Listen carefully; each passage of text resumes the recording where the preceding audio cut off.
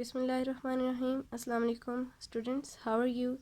I hope you're all fine. I am the English teacher of class 5 Darul Schools, Madinatul Hujaj campus, Gurudamore. Now open your book and open page 37. We have read 3 paragraphs of the story yesterday. Today we will read the remaining story. Let's read the story. Soon he could hear the loud buzzing of the busy bees. Underline the word buzzing. Buzzing means making low murmuring sound. When he reached the hive, he quickly thrust the smoking end of the branch into the hollow. Underline the word thrust. Thrust means push suddenly or violently in a specific direction. The bees came rushing out. Underline the word rushing. Rushing means moving with urgent haste. Gingile pushed his hands into the nest. He took out handfuls of the heavy comb. Underline the word comb. Comb means home of the bees. It holds their honey and eggs. I'll show you a picture of comb.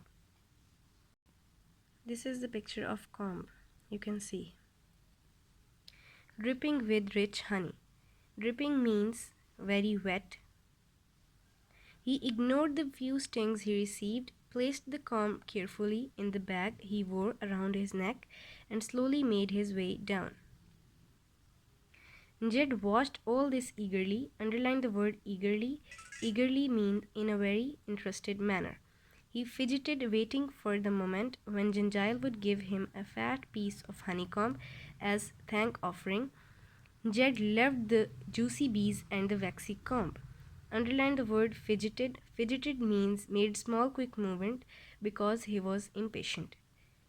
Underline the word honeycomb. I'll show you a picture of honeycomb with honey. This is the picture of honeycomb with honey.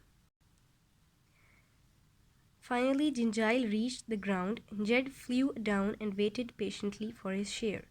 But Gingile put out the fire, picked up his tools, and started walking home, ignoring the little bird.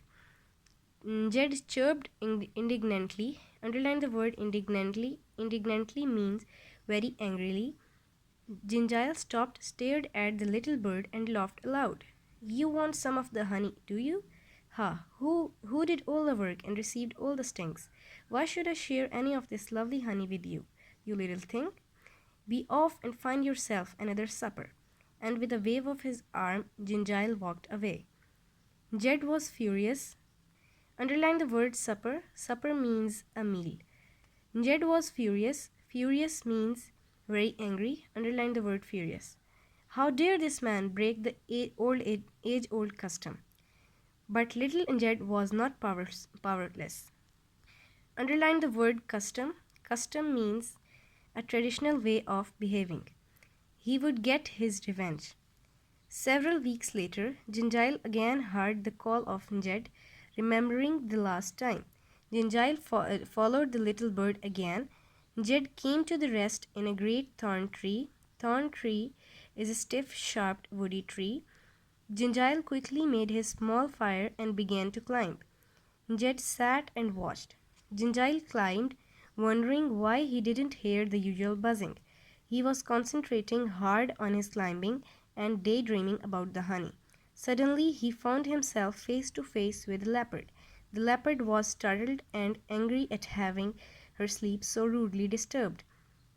Underline the word startled. Startled means feeling or showing sudden shock, and angry at having her sleep so rudely disturbed.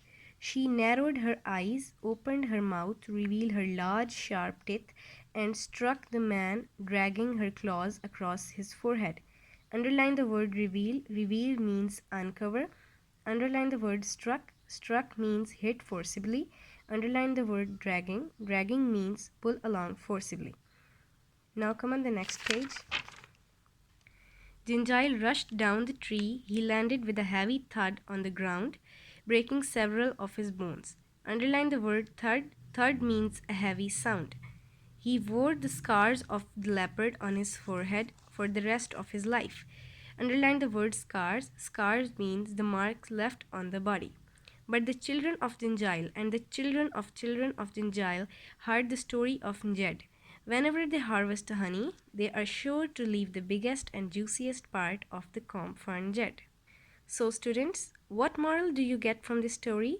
The moral of the story is that you should share your things with others and also give them their right. If you will not give them their right, then you might have an accident or a disaster. Now, students, it's your homework to practice the difficult words of this unit on notebook and send me the images for checking. Thank you. Allah Hafiz.